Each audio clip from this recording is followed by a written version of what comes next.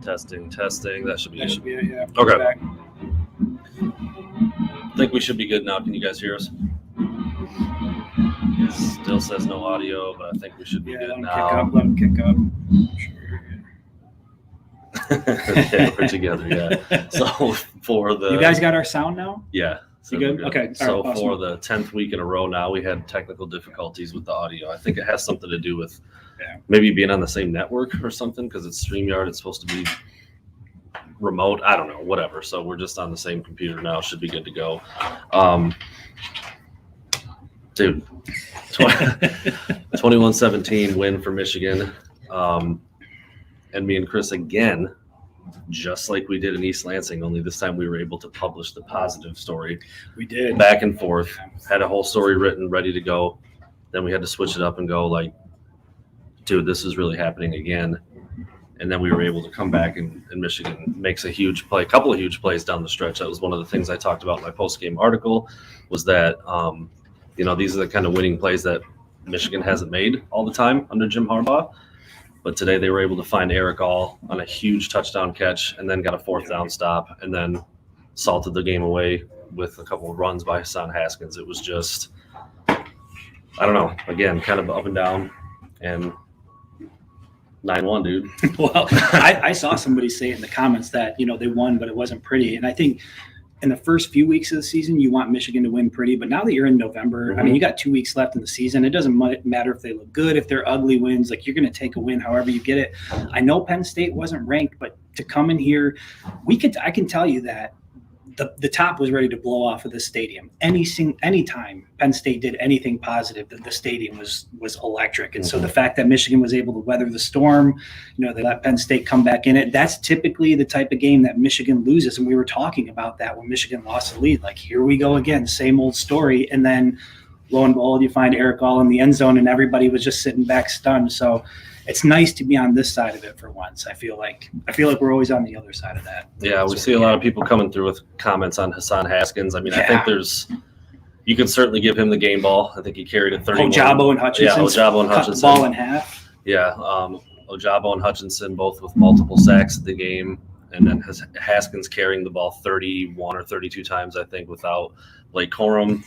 Give Roman Wilson credit too. Roman Wilson got 2 touchdowns today, and I mean, obviously Michigan needed those 2 touchdowns. Did Moody have a field goal? No, I don't think so. The sledgehammer stayed on the sidelines today. Sledgehammer was not as needed as normal. So yeah, it was just it was one of those, like I said, back and forth deals where we literally had the story written for a win because it looked like they were going to get it, and then Penn State made some plays down the stretch and they score, and we just both said, again, we're doing this again, and we both switched over and wrote the other story so that it would be ready to be fit to go, and then a long touchdown play to Eric All and a 4th down stop, and we went back to that original.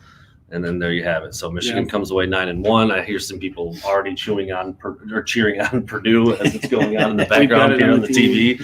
So obviously Michigan fans are big Purdue fans today. And I did see some people were disappointed that they didn't get to see Brandon wasted last night. So look, we've got a long night ahead of us. We do have a long night. We wanted to take it easy last night. We didn't really take it too easy, but we just didn't come to State College. It wasn't a good time to go live. But I have a feeling that we might check in at some point tonight. Maybe give you a sneak peek. That could be fun. Give you a sneak peek into Brandon's world. We're all just what I'm dealing with. We're all just kind of running on fumes at this point. We were up pretty late last night, up super early today. We got to the stadium at 7:00, which started the day started at what, about 5:30, right? So pretty early start for the day. I found it crazy. I think they announced the attendance at just under 110,000, and down the stretch during that 4th quarter when Eric All scored his touchdown, we looked at it was like pin drop silent in here when Penn State had the ball and they're trying to move and they're trying to make their calls and everything, but the crowd was out of it after that big play.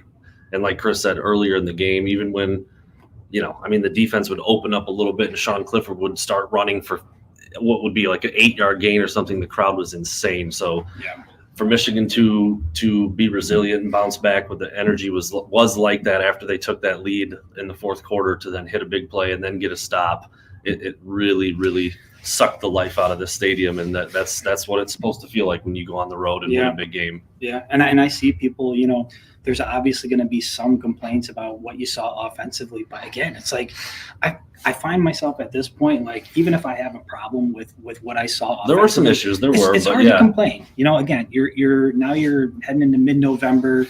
You're 9-1. You've got a shot at everything. The championship is still on the table. And I think if you would have told any Michigan fan preseason that you would be sitting here, every single one of us would have taken it. So, this November 27th game is going to be another big one for Mr. Harbaugh. I mean, it's huge. Obviously, they got to take care of business at Maryland next week. Michigan's going to be favored by quite a bit in that game, but Maryland can score some points. Yeah. Tagovailoa is a talented quarterback. They have some speed. They have some skill guys, but Michigan's going to be favored by quite a bit.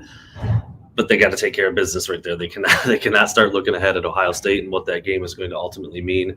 Obviously, we need the Buckeyes. Michigan needs the Buckeyes to do a little bit of work as well and beat Michigan State. So that's another important domino. But yeah, things are kind of shaping up. I mean, you'd love to rewind a little bit and go back to East Lansing and just get that dub, so that way it's all on your, it's all truly controlling your own destiny. But you've got to be happy with where they are right now. See, I don't want to get into that, but just how close this team is to 10-0. Like this team is so close to a perfect 10-0. And again, I go back to the preseason. You didn't see it coming, and it might not look the way you want it to look. I know for me as an offensive guy, I like high octane offense. I like pushing the ball vertically down the field.